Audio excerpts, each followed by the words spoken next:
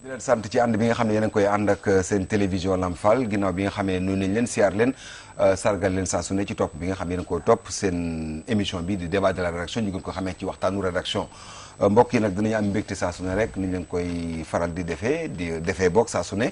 di dalal ay kàngam ci waxtaan bi ngir waxtaan ak ñoom ci li nga xam ne moo jëm ci wàllu tolluwaay réew mi en complicité avec Vie Abdoulaye Diop Vie Abdoulaye Diop salaamaaleykum. waaleykum salaam Amidou Ba maa ngi lay nuyu di nuyu téléspectateurs yi di nuyu également suñu gan gi. voilà jërëjëf mbokk yi suñu gan nag di Bouna Kanté Bouna Kanté di kenn ci cadre yi nga xam ne ñoo bokk ci parti bi di APR di maanaam parti bi nga xam ne moo nekk ci nguur gu Sénégal ñu fas ko yéene dalal waxtaan ak moom ndax xam ngeen ni fan yi nga xam ne ci lay wees yëpp li jëm ci wàllu mbënd bi daanaka bàyyi ñu fenn ñu ngi ci wàllu opposition bi ñu ngi ci wàllu pouvoir bi lépp liñ ci jublu rek mooy fexe li def li gars yi naan équilibre maanaam fexe ba nga xam ne nguur gi dina ci gis boppam waaye opposition bi gis ci boppam ndax it buñ ne mbënn am na faaw société civile di maanaam askan wi ak population bi ak ñi nga xam ne politiciens ñëpp gis ci seen bopp alors monsieur Kanté salaamaaleykum. maaleykum salaam monsieur Ba maa ngi lay nuyu di la jaajëfal di leen remercier ci invitation bi. voilà jërëjëf ñu doon waxtaan bi monsieur Kanté comme ni ñu ko waxee léegi li jëm ci wàllu mbënd bi d'abord actuellement xam nga ñu bari ñu ngi jàpp ni sax nos autorités ñu ngi ci jaaxle ndax it dafa mel ni taw bi temps yi day enchaîner ni muy enchaîner dafa xaw a doy waar. alors ndax jàpp nga ni actuellement pour l'instant xel war na mën a dal ci gestion bi. waaw balaa may dugg ci waxtaan bi damay nuyu ñi ñuy seetaan. vraiment di leen remercier ci invitation bi encore une fois de plus surtout di vraiment massawu ñi nga xam ne mbënd bi jot na leen faat vraiment on est à côté des familles parce que metti na trop donc vraiment maa ngi leen di massawu di leen jaale avant tout léegi nag affaire inondation yi balaa may répondre sa question man li ma bëgg ñu xam mooy inondation c'est un phénomène mondial. Tout à fait. Parce que sooy xool on va faire un petit peu l'historique parce que soo xoolee le sommet de Rio de Janeiro en 92 instant boobu ñu ngi doon wax les problèmes liés aux inondations à la pollution de l'air ainsi de suite état monde bi yëpp daje foofu Brésil pour régler ces questions liées à l'environnement COP 21 bi aussi dégg ngeen ñu koy wax pour le climat c'est-à-dire à Paris bi ñu ko organisé en 2015 ñu bëgg ñu xam ne tey monde bi il faut que ñu agir sinon ñun dañuy lor suñu bopp donc problème les gaz à effet de serre yooyu yëpp état yi di daje di ko waxtaanee parce que yii yëpp xamoon nañ ko donc loolu rappel historique la pour wax que aujourd'hui suñu jëlul en compte ces questions là suñu bopp la ñuy lor. pour ñëw ci rappel historique yi nga teg léegi donc ça voudrait dire que actuellement nos gouvernants savaient très bien qu'il y avait des risques. Si je ne me trompe pas. Il y avait des risques. Alors sachant maintenant qu'il y avait des risques, il fallait prévoir quand même. Absolument. Voilà. Donc foofu Parce que donc si on parle de prévoir, on ne pourrait pas dire que peut-être même nos autorités ont échoué. Gouverner c'est prévoir. Voilà laay wax toujours. C'est ça, c'est ça. xam nga. mais li ma bëgg rek nga xam. parce que inondation yi. avant sunu leader di ñëw Macky Sall en 2012 amoon na fii Sénégal plan Jaxaay ñu jël 52 milliards def ko ci. Tout à fait. mais bi ñu ñëwee aussi fekk nañ fi ay problèmes yu tar président maanaam teg liñ naan le plan décennal 2012-2022 plan décennal nag plan la donc da ngay xool travaux yi nga ci war a def yépp nga dem mobiliser ay ressources pour exécuter ce plan décennal. Mais un plan qui est en train d'être exécuté au moment où des Sénégalais sont en train de patauger dans l'eau. waaw mais foofu laa bëgg ñëw. waaw xam nga damay joxe tuuti quelques exemples. ok ba ci bërëb bu tedd boobu ñu naan MAC. avec leur puissance financière. leur puissance pétrolière. mais gis nga fa mu am inondation donc tey dañu war a waxanteeg askan wi ne gis nga yàlla suy taw ci dëkk amul benn loxo bu ko mën tere maintenant nag il faut mettre en place les ouvrages pour juguler tout ça mooy prévention boobu ma lay wax mais quand on prend 767,9 milliards presque jël plan sur 10 ans mais là il y a une prévision qui n'a pas été exécutée. qui a été exécutée. Non, pas dire qu'il n'a pas été. non, je veux dire liñ ci jël peut-être bariwul parce que xam nga aussi sénégalais yi jusqu'à présent yi moi je me demande même est-ce que vous le pouvoir ou bien vous les cadres de la paix vous faites pas erreur parce que tant que sénégalais ñu ngi dégg seen lami ngeen naan 750 milliards dañ naan mais ñii lekk nañ suñu xaalis. non mais est-ce que mun leen leeral Sénégalais yi ni loolu xëy na ci maanaam financement plan décennal bi nga wax la durée bi waaw à la place de dire que génne nañu 750 milliards léegi soo ma bàyyee ma eggali soo ma allez-y. daggu rek naa eggali allez-y xam nga parce que foofu laa bëgg a ñëw suñu ne dama bëgg loolu pour leeral askan bi suñu ne plan décennal tu fais une prévision sur 10 ans ok xam nga le budget c'est une décision annuelle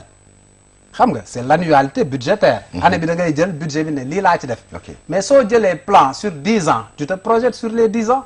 donc il y a cet aspect prévision qui est là donc mënuñu wax que prévoir uñ ko muy benn léegi da ngay xool changement climatique yi am parce que depuis un certain temps ñu ngi koy wax comprendre nga te man Covid bi sax dama jàpp ne daf si jouer lu bari parce que y a un ralentissement de l'activité économique il y a plus d'émissions de gaz à effet de serre donc loolu la nature reprend forcément ses droits à un moment donné muy benn mais plan boobu décennal bi parce que président bi mu ñëwee dafa xam ne inondation yi c'est une priorité mu def ko priorité teg plan décennal def un phasage xam nga mu am phase buñ naan 2012 2013 une phase d'urgence am na ay réalisations yu ñu ci def parce que keroog bi muy def discours am wax na ko zone yoo xam ne def nañ fa xaalis ça a bien marché soo jëlee CICES soo jëlee Foire xam nga yooyu yëpp national une bi yooyu yëpp ay kii la et puis il faut que ñu xam ne Sénégal du Dakar kese à l'intérieur du pays aussi am na ay ouvrages structurants yu ñu fa def mais plan décennal bi du inondation kese parce que am na ay population yu nekkoon ci mbënd bi ñooñ da nga leen di reloger jëlee leen foofu teg leen feneen te loolu xaalis la 750 milliards xam nga donc 750 milliards yooyu parce que dégg naa ñu naan lekk nañ seen xaalis mais looy lekk loo xam ne yoroo ko mais c'est parce que ni ngeen koy waxee la aussi niñ koy waxee nag parce que moom aussi laa monsieur koy Kanté waxee fii mu su leer dee da ngeen di toog Sénégalais yi à chaque fois ngeen naan 57 milliards les Sénégalais vont vous poser la question ana sunu xaalis waaw mais alors que yow ni ngay détaillé nii peut-être ça va permettre aux Sénégalais ñu maîtriser quand même ni c'est pas du xaalis bu ñu teg ci kaw looloo tax ma ñëw fi voilà c'est ça parce que su ma gisee ay leaders de l'opposition voilà toog di fooyee xelu Sénégalais yi naan leen lekk nañ seen 750 milliards alors que loolu du dëgg moi je pense qu'il y a un réel problème Ok. au niveau de l'éthique parce que man un homme politique pour man c'est une référence parce que y a les nouvelles générations yoo xam ne dañuy roy ci ñoom dégg donc lépp looy wax askan bi day nekk lu dëggu man j'aime les hommes véridiques mais pour des fins politiques ngay exploiter la misère de la population pour des fins politiques nga jël jafe-jafe askan bi bëgg ko def fonds de commerce man je suis pas d'accord te dama bëgg tey mu leer Ok. xaalis boobu muy wax ok c'est de l'argent yoo Ok. xam ne dañ ko prévoir sur 10 ans Sur 10 ans. war di ko mobiliser Ok. am nañ luñ ci exécuté Ok. am na lu des Ok. te da ngay xam ne dernière phase bi c'est 450 milliards ok loolu moo ëpp ñaari première phase yi ok ok am na dernière phase ne nga léegi am na ci kii voilà ok yaa ngi doon wax ci voilà phase d'urgence bi maa ngi la doon suivre mais dama doon xaar nga ñëwaat ci lu ci topp après phase d'urgence bi am na beneen phase dama bëggoon gën di cee leeral tuuti waaw am na phase bu ñu naan moyen et long phase court terme parce que phase d'urgence bi mooy loo xam ne dañ ko waroon def tout de suite après mu am phase court terme boo xam ne 250 milliards à peu près moo doon prévision yi ban année la ban année la donc phase boobu c'est 2014 2016 weesu nañ ko ah ok Comprendre. boobu Après- parce que en certains moments de l'exécution du projet en certains moments il y a le président Macky Sall qui avait fait une sortie pour entre guillemets s'auto-glorifier par rapport au règlement de la question des inondations au niveau de Ouest Foire ak yi ni mel kooku on s'en souvient mais à partir de cette date dama bëggoon xam qu'est-ce qui a été fait concrètement waaw mais xam nga l'ancien premier ministre Boun Abdallah Dionne maa ngi koy féliciter au passage génn na wax lépp luñ ci def ok maa ngi ak document bi nii mi ngi naan depuis 2012 phase d'urgence 2012 2013 yi ñu ci def yëpp joxe na ko citer ay exemples le drainage des eaux pluviales route nationale 1 réalisation d'une station de pompage de 7200 mètres cubes heure jot nañ ko fa def xam nga phase d'urgence bi def nañ fi le drainage des eaux pluviales CICES Ouest Foire xam nga la réhabilitation des stations de pompage de Grand Yoff zone de captage Bourguiba zone de captage y a problème de attention mais xam nga y a problème il y a technicien il y a en tout cas des experts qui ont prouvé clairement que zone de captage y a problème waaw zone xam nga soo ne zone de captage rek Voilà. wax nga lépp ok ok man pour man problème bi mooy zone de captage kenn waru foon dëkk parce que tur bi wax na ko zone de captage Waaw. pour capter l'eau c'est des zones inondables par essence tur bi rek war nañu junj dara muy benn Point bas la, quoi. mais voilà point bas la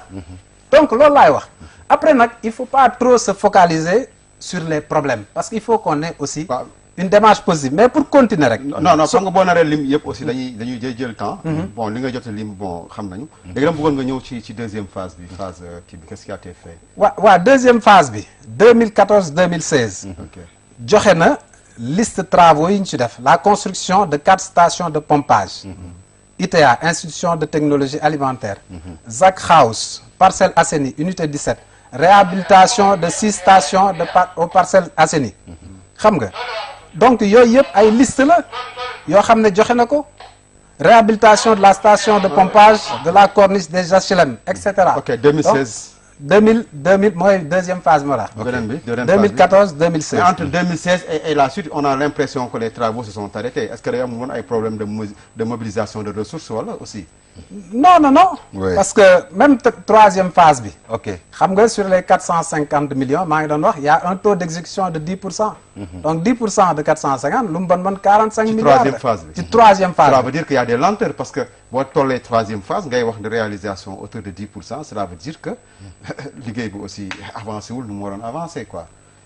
non man gisewuma ko noonu xam nga soo nekkee ci ay ouvrage structurant mën nga commencer sax gis fii commencer gas fii gis fi ay difficultés techniques xam nga en matière de réalisation d'ouvrage c'est des choses yoo xam ne on peut pas les maîtriser les délais à 100%. moi j'ai eu à suivre des travaux importants mais dañ naan délai bi c'est sur 2 ans ñu dem ba commencer gas gis fa ay difficultés techniques ok ñu contourner projet bi nar ko tegaat fale loolu ça prend du temps donc il faut pas qu'on dise ay lenteur et cetera parce que looy tabax parfois il faut nga intégrer les surprises ok pour mën a xam Les exactement imprévus mais autres, li am solo mooy ce qu'on Ok. doit retenir les imprévus exactement que le président n'est pas resté les bras croisés tout à fait biñ ko falee teg na plan décennal parce que affaire dafa tasaare woon ay programme fii ay programme fële mu jël lépp tënku ko ci benn document unique muy plan décennal ba pare di ko dawal ok voilà xam nga léegi donc ok mais aussi y a Ouais. les solutions aussi il y a des solutions voilà xam nga léegi par rapport à cela là boo ñëw maintenant par la grâce de Dieu vous avez pu quand même nous faire un exposé qui sûrement a permis aux Sénégalais quand même de mieux maîtriser l'historique mais aussi quelques réalisations et tout alors maintenant li fi nekk ne këtt ne jonn jamono ji Sénégalais yi di wax ak di ñu seetaan tey jii te nekk ci ndox mi te tey jii président Macky Sall déclenché plan Orsec extra alors solution yi c'est quoi exactement tey jii lu jàmp maanaam les solutions d'urgence en l'instant même c'est quoi waaw solution d'urgence bi la première solution waaw. président jël na ko waaw. xam nga dama dégg ñu naan ay nañu def audit financier technique mais ñu nekk ci ndox waaw. nekk ci difficulté ay yow présentation rapport je sais pas defe naa ne li nga war a def la première chose mooy ñëw saafara immédiatement yi fi voilà te président C'est ça jël qu'on a na besoin. enveloppe Waaw. 10 milliards waaw 10 milliards mu ne 7 milliards yi pour ONAS la pompier yi achat de matériel 3 milliards yi gis nga ne commencé nañ leen dimbale entre 100 000 ba 200 000 francs CFA ok. commencé dimbale ñi nga xam ne dañ ko soxla mais président loolu lañ koy doyee te li mu jamono ji nag war a moom def mi ngi koy def Sénégalais yi ko soxla de xam nga parce que sénégalais ay Waaw. naan ay matelas ay Waaw. kërëb xam nga li ma bañ aussi lu tax ma ne Sénégalais yëpp ko soxla mooy mooy- yéen a ngi bëgg tàmmal Sénégalais yi tamit benn affaire Waaw. lu xew rek ngeen génne benn enveloppe di séddale nit ñi Sénégal war na mën a weesu loolu nag tamit vraiment aussi Non, ah mais- monsieur Kanté non. ah, c'est bien beau vraiment xeebalu ma ko ni koy jot mais aussi Sénégal war na mën a weesu lu xew ñu génne benn 3 milliards 4 milliards naan dañu séddale encore mu indiwaat beneen coow am nañu amuñu extra Waaw. moi je crois que à mon avis waaw il est temps de dépasser ces genres de mode de système ou de faire quoi non xam nga ñun plan décennal bi dañ koy poursuivre mais nit su loroo war nga ko ñëw dimbale tout à fait kooku dafa bokk suñu waaye fexe ba culture. nit ki du loru tamit dafa am solo mais si loolu lañ nekk loolu mooy tax ñu ne plan décennal parce que loolu dès le départ on a fait le diagnostic xam ne plan décennal te soo leen di xool mais loolu laay wax tout à l'heure xoola sous région bi li fi nekk ci dëkk yoo xam ne dañu inondé bari na fi donc Sénégal man de li ma bëgg mooy c'est vrai dañu war a wax bi buñ ko raay buñ ko nëbb mais dama bëgg tamit ngeen xam ne nguur gi toog fii mi ngi liggéey pour vraiment saafara jafe-jafe askan wi te du matin au soir président Macky Sall ci loolu la nekk donc il faut qu'on le reconnaisse. mais léegi nag ay audits yeeg yooyu. ay audits financiers man gis naa sax assemblée teg nañ benn commission d'information. pour jéem a saytu yooyu et puis jox président rapport. mais ay audits yeeg benn wax bi la ñuy wax. parce que président bi affaire bi génnee nee na leen defal na leen ma rapport andil ma ko. ok.